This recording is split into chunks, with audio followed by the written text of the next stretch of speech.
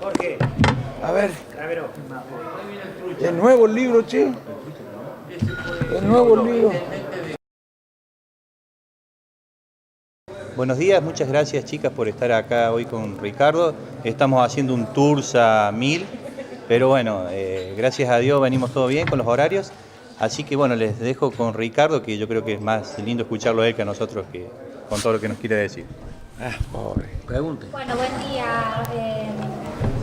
En principio consultarlo acerca, obviamente, de lo que se viene, ¿no? Las elecciones paso, cómo Sí, ve esta elección legislativa o de medio término a nivel nacional, pero también en la provincia de Córdoba, ¿no? Donde habla de una paridad entre Cambiemos y Alianza. Bueno, en primer lugar quiero agradecerles a ustedes la presencia, a ambas, y decirles que estoy muy contento de estar en Las Varillas, muy contento de estar con amigos como Pablo Rujinski y como Ricardo. Pablo es un poco mayor y yo le quiero agradecer a Pablo públicamente el acompañamiento y la solidaridad que tuvo en momentos difíciles con Raúl Alfonsín. Cuando era fácil era otra cosa, en momentos difíciles, porque a él lo ayudaron mucho a poder seguir trabajando. Y bueno, Pablo es uno de esos hombres que siempre fue consecuente con sus ideas. Y le quiero agradecer a Carlos Cornaglia, este libro que le estoy acá difundiendo, que se llama Mártires y Verdugos en el Bicentenario, la segunda edición. Muchísimas gracias, es muy interesante por lo que me ha dicho Pablo y por lo que me han dicho Ricardo, así que lo voy a leer no bien pueda. Bueno, eso, a mí me parece que una elección siempre es un momento importante para reflexionar acerca de qué es lo que está en juego en una elección. Lamentablemente a veces no está bien en claro eso. Yo creo que lo que está en juego hoy es la posibilidad de que se celebren acuerdos entre las fuerzas políticas, entre las fuerzas de la empresa y las fuerzas del trabajo, para ver si en conjunto podemos definir objetivos, plazos, metas e instrumentos que nos permitan resolver la difícil situación, que no es tan diferente a la que encontramos en el 2015. Y que se pueda discutir además, ojalá se discutiera esta cosa, la necesidad de un gobierno de unidad nacional. Yo creo que eso no es absolutamente indispensable en la Argentina, en una situación compleja como la que tenemos, de alta conflictividad social, por lo menos potencialmente. Esto es lo que yo querría que se discutiera mucho en la Argentina. Que se vaya a discutir esto o no, eso no depende solamente de lo que uno desea, sino de lo que cada uno de los partidos pretenda priorizar a la hora de comunicar en la campaña. El radicalismo, ¿qué le aportó a Cambiemos y qué le aportó Cambiemos al radicalismo en este tiempo? ¿Hay algún ida y vuelta o perdió más el radicalismo que Cambiemos? No, yo no no lo concibo en esos términos de intercambios equitativos no lo concibo en esos términos. En primer lugar, sin el radicalismo no existiría Cambiemos. Y eso una vez se lo dije al propio presidente. Que si el radicalismo en Gualeguaychú hubiera decidido otra cosa, por ejemplo, incorporar al Frente Renovador, como era alguno de los planteos que se hacían allí, bueno, no sé qué hubiera pasado en la Argentina en las elecciones del 2015. Sí que le aportó mucho, le aportó autoridad, le aportó república, le aportó sensibilidad social, justicia social, debería haber aportado por lo menos eso. Creo que sin embargo, el partido, la conducción nacional, quienes tienen más posibilidades de hablar con el PRO, no cumplen con esa misión que tenía el partido en el caso de que no ganara las PASO, aportar la visión propia de un partido progresista, con una gran sensibilidad por lo social, que entiende que la economía es una cuestión muy importante, de la que depende mucho las condiciones de vida, que no puede quedar librada solo al sector privado, que los gobiernos tienen que tratar de comprometerse en el funcionamiento de la economía, parándose en la defensa del interés general. Creo que no ha cumplido con ese rol el partido, no sé por qué, porque ese era el compromiso que habíamos asumido al celebrar este acuerdo. No lo sé por qué, habría que preguntarle al presidente del Comité Nacional y a otros dirigentes. Quizás lo que uno puede llegar a analizar tiene que ver con posicionamientos ideológicos dentro del mismo partido del radicalismo, partidos tan grandes en donde usted recién hablaba de prioridades, bueno, la prioridad por la justicia social a lo mejor no es compartido por todos los sectores. Yo creo que mayoritariamente sí. En todo caso, yo creo, mire, le voy a decir la verdad y lo digo con respeto. Yo nunca vi una conducción nacional, que es la que interactúa con el PRO, y es la que cuando habla tiene mayor repercusión mediática. Las voces aisladas por ahí no tienen tanta repercusión. Yo nunca vi un comité nacional, una conducción nacional formal e informal, tan divorciada de lo que son las ideas del partido, tan divorciada de lo que es los sectores que debemos representar. Tan divorciado, incluso algunos dirigentes, tan divorciados de lo que es el ideario de la Unión Cívica Radical. Yo nunca había visto esta situación en el partido. Creo que tiene que ver con el hecho de que algunos creen que lo mejor, lo más responsable en este momento, es actuar como el convidado de piedra, como el que no tiene derecho a voz ni a voto y que tenemos que callar cualquier diferencia o las opiniones que podamos tener frente a las decisiones que se toman o hay que tomar para resolver los problemas. Eso creo que es un error. A mí me dicen a veces que me califican como de disidente o díscolo. Yo soy, creo, el que más colabora con Cambiemos. Con la gente seguro, porque soy fiel a mis convicciones. Y por supuesto que soy fiel a mis convicciones porque creo que las ideas que las conforman a esas convicciones son las que mejor le harían al país. Y de manera que soy, creo que más colabora junto con otros dirigentes que tienen posiciones similares. Y además soy el que, junto con otros dirigentes también, que están acá también, somos los que más, los que cumplimos con lo que dijimos cuando celebramos este acuerdo. Dijimos que íbamos a tratar de influir en la gestión, que íbamos a tratar de influir en las decisiones, no en los cargos, en las decisiones para que no se cometan errores. Y además dijimos que no, lo dijo Sanz, que no íbamos a avalar decisiones que creyéramos que no había que avalar. Bueno, nada de eso se ha hecho. Y eso es un error. No se ayuda a un hijo diciéndole a todo que sí y absteniéndose de darle consejos, ni se ayuda a un amigo de la misma manera, tampoco a un gobierno. El gobierno, ¿qué se juega en las elecciones de octubre? Bueno, las paso en principio, pero en las de octubre, teniendo en cuenta que, como usted decía, viene cometiendo una serie de errores, sobre todo en la política social, y hasta qué punto, bueno, arrastra consigo, digamos, al radicalismo, que le dio el apoyo, sobre todo en los lugares pequeños donde mantiene, ¿no?, la fuerza política, el voto. Sí. También aciertos el gobierno ha tenido. Yo digo que ha tomado decisiones que si hubiera consultado al partido, aunque no le reprocho al PRO porque es el partido el que no reclama ser tenido en cuenta, hay errores que califico de errores porque dieron marcha atrás después. Hay otros en los que otras decisiones sobre las que no dieron marcha atrás y que para mí también son equivocadas.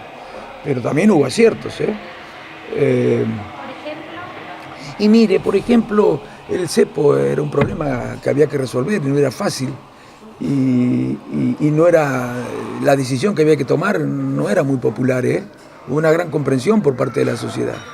Por ejemplo, la resolución de la deuda con los holdouts, el acuerdo, no era fácil, y era una cuestión muy polémica que podía poner parte de la opinión pública en contra de Cambiemos y por supuesto de la Unión Cívica Radical, pero nosotros la acompañamos porque entendimos que era lo más responsable, porque era lo menos gravoso para el país. Bueno, y podría seguir mencionando otras cuestiones, pero me van a cortar porque sería aburridísimo si siguiera hablando de esto. Yo lo que digo que no es lo grave que el partido pague las consecuencias, no es lo más grave, por lo menos, que el partido pague las consecuencias de ciertos errores. Lo más grave es que lo paga la sociedad. Eso es lo más grave. Que las decisiones que puede tomar un gobierno que piensa que si los gobiernos se meten en la economía anda mal, y que si los gobiernos no se meten en la economía anda mejor y la gente anda mejor, Bueno, las consecuencias de las decisiones que toma un gobierno que piensa así las paga la gente. Yo creo que un gobierno que piensa así toma decisiones equivocadas. No porque sea perverso, porque realmente cree eso. Pero lo que pasa es que esa tesis, la tesis de la ausencia del Estado en el funcionamiento de la economía, no está corroborada ni científicamente. La economía no es una ciencia, por otro lado, no es una ciencia natural, no es una ciencia exacta. No está corroborada ni científicamente ni está corroborada a lo largo de la historia. Cada vez que han existido gobiernos que creen que la mejor manera de comportarse en la economía es que los gobiernos se abstengan de participar, de intervenir y de influir, bueno, han ocurrido problemas sociales severos y ha habido que hacer cambios después.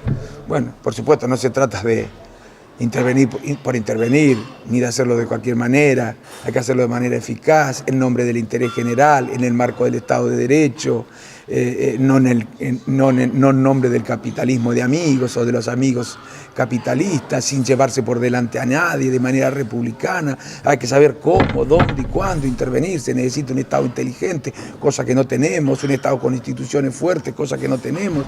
Pero creer que la economía debe funcionar de acuerdo a lo que diga el sector privado o el mercado, eso es un error que además no está escrito en ninguna ley divina ni en la naturaleza. Y las sociedades se organizan según lo dispongan los seres humanos que viven en ellas. Doctor, de cualquier manera, los principales funcionarios del gobierno, en lo que es la política económica, digamos que traducen eso a la realidad o piensan de esa manera. ¿Por qué no los escuchan a la UCR con este planteo? Y porque la UCR no pide que le escuchen. Yo estoy seguro que el PRO escucharía, pero no tengo ninguna duda, Con lo cual, la UCR le está privando al PRO de un aporte importante que podría ayudarlo en la toma de decisiones. Es natural el comportamiento del PRO, lo que a mí me sorprende es nuestro comportamiento, porque es lo contrario de lo que dijimos. Y no es esa la mejor manera de ayudar, está privando al PRO de contar con una mirada diferente a la del PRO, que le puede enriquecer la discusión acerca de la toma de decisiones y hubiera evitado algunos errores que luego fueron rectificados. Bueno, pero mejor si no los cometemos a los errores, ¿no? Dentro de este posicionamiento que usted tiene, que es tan claro, ¿no? Y que bueno, me hace gracias.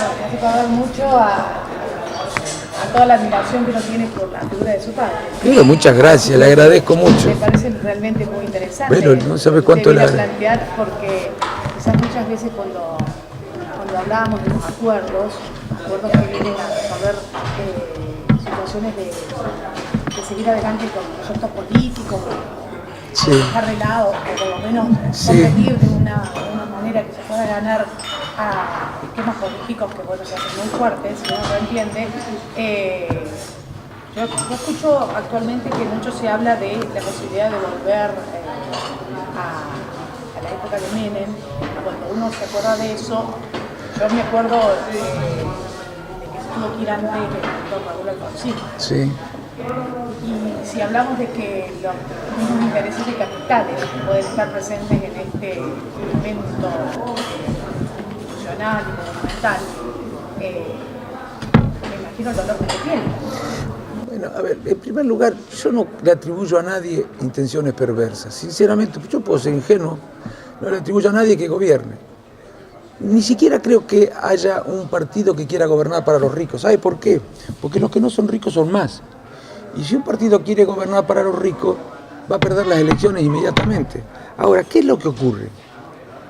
Hay algunos que creen, como dije antes, que la mejor manera de ayudar a que la economía funcione bien es no hacer nada desde los gobiernos. Entonces, la economía funcionará mejor, porque los más ricos, que son los que pueden hacer inversiones, pueden hacer fábricas, pueden inventar negocios, crear negocios, se van a sentir muy tranquilos porque en definitiva el funcionamiento de la economía dependerá de eso. Hay quienes creen esto sinceramente y creo que en el PRO creen muchos esto, no todos, pero muchos creen esto. Yo creo que esto no está corroborado ni por la ciencia ni por la historia. La historia, no la ciencia, la historia dice que cuando se ha hecho esto las cosas no han andado bien. No creo que sea comparable con la década de Menem, aunque sí me preocupa. En primer lugar porque hay muchas cosas que ya se hicieron y no se pueden volver a hacer. Pero sí me preocupa, por ejemplo, cierto discurso que empiezo a ver repetido, reproducido por la televisión respecto de que la culpa de que no haya inversión y no haya más trabajo es de los trabajadores. Eso sí, me preocupa mucho. Eso pasó, ese discurso se reprodujo en España y tomaron decisiones que han creado trabajo basura. En Brasil está pasando algo parecido y creo que puede venir una onda de ese tipo. Para evitar eso tiene que estar la Unión Cívica Radical. Para evitar eso, entre otras cosas, tiene que estar la Unión Cívica Radical. Como me preocupa, por ejemplo, la idea de que quieran otra vez privatizar, aunque sea parcialmente, el sistema de seguridad social. No porque lo haya dicho el gobierno, pero los políticos tenemos obligación de darnos cuenta de las cosas cuando vemos en televisión determinados debates y determinados actores opinando sobre determinadas cuestiones o determinados medios fijando determinadas posiciones. Tenemos que darnos cuenta cómo viene la mano. Entonces me preocupa que eso pueda volver a discutirse y que pueda otra vez la sociedad cometer el error de creer que esa es la solución. Me preocupa que se quiera arancelar la universidad también, Me preocupa que se quiera arancelar la universidad, cuando me parece que si tenemos problemas de financiamiento de la educación, de las universidades, de la ciencia y la tecnología, hay otra manera de resolverlo, Otra manera de resolverlo. Bueno, para eso tiene que estar la Unión Cívica Radical. Esa es la razón de ser nuestra en Cambiemos. Porque Cambiemos, reitero, es un frente que reúne fuerzas distintas. ¿Y cuál es la razón de ser de cada una de las fuerzas que lo integran? Tratar de apoyar desde su propia identidad. Si no, ¿de qué sirve que haya otra fuerza en un frente si va a decir todo lo que dice el que ganó las PASO? ¿Qué riqueza tenía esa pluralidad que decíamos que tenía, que derivaba de la diferencia? Ahora parece que no es más la diferencia una riqueza, ahora la uniformidad una riqueza. Yo creo que es un error. Y eso es un error típico de la política argentina. Creer que si hay discrepancia está mal eso. Así crecen los países, a partir de cuando las decisiones son tomadas en un procedimiento en el que se pueden escuchar todas las opiniones. Nadie es dueño de la verdad en política, nadie, entendámoslo. Doctor Alfonsín, usted está recorriendo así distintos lugares de Argentina, hoy está aquí en las varillas, buscando apoyo para esta postura. No, yo estoy hablando con mis amigos y tratando de reflexionar y que, miren, no solamente se discute en la Convención Nacional o en el Comité Nacional, incluso ahora la verdad que discutir en el Comité Nacional es bastante difícil porque si estuviera cerrado no habría mucha diferencia. Porque la verdad que no conozco que se debata ni se discuta nada en el Comité Nacional. Pero bueno, yo creo que además se discute en los comités provincia, en los comités de distrito. Allí hay que discutir también de las cuestiones nacionales, no solamente de las cuestiones locales. Porque las decisiones equivocadas a nivel nacional afectan a las Varillas, afectan a Chascomús, afectan a Dolores, afectan a León, afectan a todos, Porque no existe el territorio nacional donde vivan los ciudadanos nacionales. Lo que existe son la suma de los municipios. Y las decisiones del gobierno nacional afectan a los municipios también. Bueno, tenemos que discutir también. Esto es lo que yo vengo diciendo y tratamos de reunirnos con quienes pensamos que es importante que para el futuro sobreviva la Unión Cívica Radical y que conservando el sexo que tuvo al nacer, digamos, por decirlo, que sigamos siendo desde el punto de vista de nuestra identidad lo que fuimos al nacer, no un partido distinto, no un partido diferente del que concibieron quienes lo crearon. Un partido que busca no solo la libertad, sino también la justicia social. Y que sabe que para eso es fundamental que los gobiernos, parándose en la defensa del interés general, se comprometan en el funcionamiento de la economía. Porque cuando no se comprometen en el funcionamiento de la economía pasa algo parecido a cuando los gobiernos no se comprometen en la salud. Las cosas andan mal, o algo parecido a cuando los gobiernos no se comprometen en la educación, no se meten en la educación, o cuando los gobiernos no se meten en seguridad, las cosas andan mal. Cuando no se meten en economía, también las cosas pueden andar mal, también las cosas pueden andar muy mal, y eso lo demuestra la historia.